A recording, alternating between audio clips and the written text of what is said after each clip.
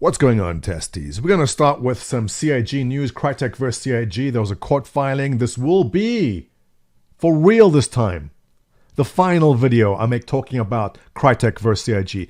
After that, I want to talk about Half Life Alyx and some interesting news about VR and also how VR is going to be implemented in Star Citizen or not. Some information from a CIG dev talking about that. We haven't heard anything about VR in Star Citizen in a long time, so we're going to read what the dev says.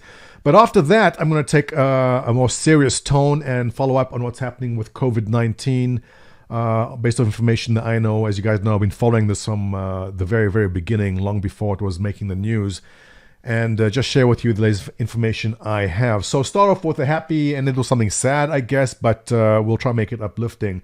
So here we go. All right, now what will be in this video the very official final time I talk about this whole Crytek versus CIG crap. And here it is.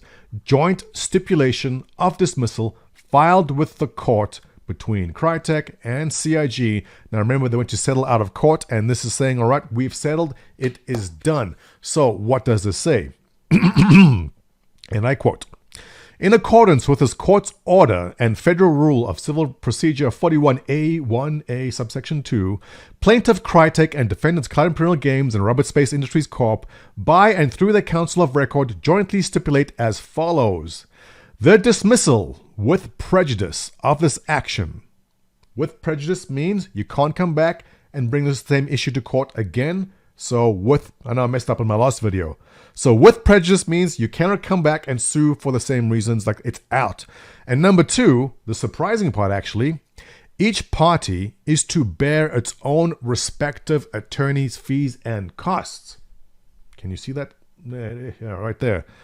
All right, so that was kind of surprising, point number two there, because as you know, CIG asked Crytek to put up a $1 million bond. That was there in place in case Crytek lost the case and would not be able to pay CIG to cover their fees. Now, the court said, no, we're going to actually make that a $500,000 bond. And so I would have assumed that in light of the damning information from Amazon in favor of CIG, that they'd be able to get that. But it seems that the agreement they made said, no, let's just walk away. You guys get to keep your bond as long as there's a dismissal with prejudice, and let's just go our separate ways and be done with it. We, unfortunately, will not get the full story. Maybe in a couple of years from now, it will leak somewhere and we'll get the real story. But for the time being, this is it. It is done. CIG gets to keep their bond. They can't come back and sue for any of the things I've mentioned before. And on we go. So good news. It is behind us. It is done. Let's focus on moving forward. And speaking of moving forward, just yesterday, this beauty came out. Now, I'm showing you some clips from a YouTuber called MK Ice and Fire. And Half Life Alyx. All right, first of all, it is so good to be back in the Half-Life universe. It has been a very, very long time, and I'm thrilled to get back in there. Here you see Alyx upgrading her pistol. You put this resin in the machine, and she chose the reflex sight, which is the first mod you get to put on the gun. And I gotta say, I am so impressed. My biggest criticism of VR to date has been the lack of an actual VR game. Now, we've had a ton of VR experiences. There's a zombie experience, there's a shooting gun at this experience, there's a shooting bow and arrow at that experience. There's very, very few games with good storytelling and immersiveness to draw you into VR. I've never seen anything like Alyx VR, Half-Life Alyx before. It is really breaking new grounds in many ways. Skyrim VR, for example, is a game that you can play that has story to it, that you can get immersed in the story itself. But Skyrim wasn't made for VR. It's good, but it's clunky in many ways. Half-Life Alyx, built from the ground up for VR with immersive storytelling, is just right from the beginning. And this is something so small and stupid, but right in the beginning, when you in your apartment, there's no spoilers, don't worry. There's a pen, and you can take the little pen like it's a marker, and you can write on the window. And it's a small, stupid detail. But in this engine, they're using Source 2 as the engine. Every tiny little thing you see a fan up there in the corner, you see all the things lying around, you can pick up everything. There's a pen, a garbage can, a box of matches. Everything is able to be picked up, manipulated, moved around. It's really an immersive and fascinating world they've created. I'm really looking forward to see what Source 2 can make going forward. And now that everyone is all excited for VR again, if you remember when Star Citizen was launching when they were doing the Kickstarter, Oculus Rift was just taking off too, and everyone was very excited about the future of gaming in VR. Now, since that time, we've had very, very little about what's going to be happening in VR in Star Citizen, but Sylvan-CIG has stepped in and brought us up to speed with what is happening in CIG with VR. And this question was brought up by Typhy. Thank you for that. And he goes on. CIG engine program, CIG, a junior CIG engine programmer here. One of the reasons why I joined this company is to bring VR to Star Citizen. And there's also people here in the company dedicated about that as I am. I'm just making up my own words as I read this. Okay. Implementing VR into the rendering itself isn't a big deal, but as others have already pointed out, it's having a platform from the game itself in terms of gameplay. I am mostly concerned about tying into our animation system and what locomotion we can offer. Nobody wants to have teleporting players around the verse ride. If you've never played VR before, there's a couple of different ways you can actually move around in VR. One is that you could look at a point in the ground and you teleport to it. This helps people with the motion sickness part because there's no movement around. You're simply in one spot and then you're in another spot. The smoother locomotion of, say, just pushing forward on your thumbstick and walking is considered by many a more advanced way to play a game because it does lead to people with motion sickness to get a little sick. But motion sickness is something you can actually acclimatize to in VR by practicing. Playing Half Life Alyx yesterday, I managed to go a good 2.5 hours to almost 3 hours before I said, okay, I gotta take a little break here. But my kid, who's 5, goes into VR. He'll be in there for as long as he can until the battery dies on the standalone set. He goes indefinitely. So it's definitely something you can train for and improve upon. So if you do suffer from motion sickness in VR, don't worry about it. You can definitely get over it with practice. But going on to see what Sylvan says here. There are a lot of unknown questions which need to be solved and requires a collaboration from various teams. I imagine we'll implement VR in stages, the first step being able to view ships in the hangar using in the cockpit, so pretty much like we've launched already. You had the hangar first and you walk around. That makes perfect sense. But a full VR implementation similar to Half Life Alyx is a whole different story. I can't and won't make any promises, but my personal goal is to have something similar to Alyx, but with visible full body. I know, I know? I don't know what that means, but okay. I was never a fan of just seeing your hands in VR. And yes, I can't say I'm a fan of that either, but you know, it works. I mean, you forget about it after a while. If you notice in Alyx here, as in most VR games, you just see your hands floating around. Same in Skyrim VR. And what he wants to do is simply attach a skeleton of your arm into that, which some games have done, so it's not impossible, and it is definitely doable. Apart from that, if we can get nerve gear in 2 years, I'll be able to be the first one to implement that in straight away. Something like SAO is my ultimate dream. And I should have researched what that means before I read this, but it's too late now. Or perhaps someone in the comment section below can tell us what nerve gear and what SAO is. Anyway, I just wanted to say that there are people here at CIG who are huge VR enthusiasts, and we will do anything within our capabilities to bring it to Star Citizen. It will be a huge task and will take a while, but have no doubt we will get there. Thank you for your time, Sylvan. All right, good to hear that VR is not out the window and still being planned, but obviously a lot more important things happening right now in Star Citizen. So really happy to see that, and I am very excited to see what VR can bring to us. All right, now on to serious news. So if you're in a good mood and you want to stay in a good mood, don't go any further. End the video now. Give me a thumbs up if you enjoyed up to here. Take care. Now, here's the bad part, all right? These next couple of weeks are not going to be good.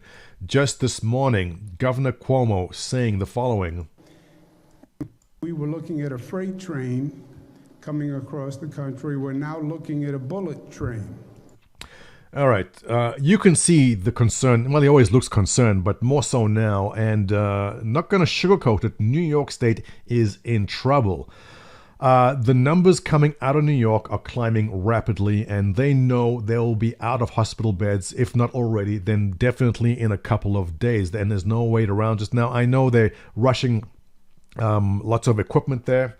You can see behind him the tons of N95 masks which have been donated from many companies, individuals, which have to make a shortfall because they're running out of ventilators, respirators, everything. Ventilators are critical.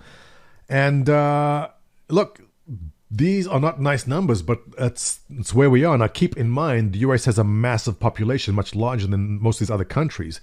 And, USA number one in many things, but this is one of the things you don't want to be number one in. And the rate of increase in cases in the US is now higher than most other countries at this point of time. Now, you'll note that China, in yellow over here, did flatten out, but keep in mind that they were under 50 days of quarantine already very, very early on, and they just managed to flatten that curve not too long ago. And the US is taking action. Well, some of the states have taken drastic actions already, but just not enough. And they're doing what they can, but it's not easy to say. Some of these states are running far, far behind the curve. There's an interesting site put up here called covidactnow.org. Now, I'll run you through what this is. The states in green are the ones which have the shelter in place. Now, I'm in BC, Vancouver. We've got that shelter in place already, and obviously the states which have hit hardest already, Washington State, California, New York, have this in place, and surrounding states too. But there's still plenty of states. Florida, my feelings towards Florida, they should be green like these states long ago with shelter in place, and lots of red states kind of saying, hey, we don't have a big deal yet, we'll just wait. But if you are in these orange or red states and you are able to shelter in place, do so. Don't wait for a governor to tell you, because it's just not looking good. Now, don't be scared by this. These are just projections. But essentially what they're showing in red here, if New York did nothing at all, no shelter, nothing at all, what they would have by estimated April 12th is 426,000 hospitalizations. Now, the problem with that is, at best of times, you can only have 43,000 beds available. So you can see the big problem. And this is what happened in northern Italy. You had a lot of people all needing beds and just not enough beds. And the point of no return for this has already passed. This number is messed up because I think this website divides by 0 or something. But you can see that if they had 3 months of shelter in place already early on, then you'd be fine. But that only happened recently. So while I don't think we'll get this red part, we are definitely going to be running out of beds in New York sooner than later. Hopefully not too bad. My old home state of North Carolina, they took action pretty early on. We won't see this, but, only 18,000 beds there. And look, it's not good news. I know President Trump recently said that by Easter, he expects things to get back to normal in 2 weeks. Those numbers are overly optimistic. Now, I don't fault the president for trying to sound positive. A lot of people need to hear that kind of positivity. But let's be realistic, it's not going to happen. The numbers just don't mesh.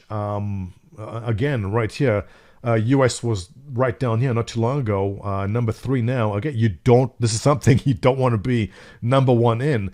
But in a couple of days, we'll overtake Italy, and a couple of days after that, by next week, the US will have more cases than even China. But keep in mind, you'll notice also that the Johns Hopkins map here shows a lot finer detail now. The reason for this is US is rolling out more tests. So the reasons we're going to see a lot higher numbers partly is also because there's just more testing happening. So don't be freaked out about all these red dots. But the point is, this is going to touch every single state, and every single state needs to take drastic measures right now and not wait for it. Like those states I showed, the orange and red states, mustn't wait. Speaking to a couple of members in Spain, they said the military is out and stopping vehicles that have more than one person in it. That sounds drastic, but those are the drastic steps you have to take to stop this. New York itself is not going to be looking good. Where's that plot? And this line is still going parabolic, and it's not stopping anytime soon. And shelter in place for 2 weeks now is not going to stop that either, but it will diminish it in time. Bill Gates says the same thing. He was in a CNBC interview earlier, and he says basically we missed the chance to the stay-at-home orders. Didn't happen fast enough. And can you imagine 3 weeks ago or a month ago, the president going on TV and saying, "Hey, everyone stay home, we have an emergency." It just doesn't feel tangible. And still till today, it just doesn't feel like it's even going to happen to a lot of these states. I think, well, it's not so bad here. But I predict very, very soon, every one of these states will be in the green like these with a shelter in place, because this thing is spreading fast. And Bill Gates, who's been concerned about this kind of pandemic for a long time, is very concerned about it, as he should be. Coming out of New York again, the first responders are the ones which are getting hit hard. Just from 4 hours ago earlier, 51 members of the New York Fire Department have tested positive. Now, this doesn't mean they're in hospital, it just means they're positive, but a percentage of them, if they have underlying issues, may end up in hospital. And also earlier today, 7% of New York cops out sick. That's exactly what you don't want to see. 100 officers of 2,407 officers calling sick on Monday. Wow. So definitely very scary. And if there's one thing you can do, stay home. And I've mentioned this before. If you are going nuts, drop into our Discord. We'll hang out there. We can talk. We'll go play some Star Citizen even. And do your small part of just staying at home if you can. Go out as little as possible.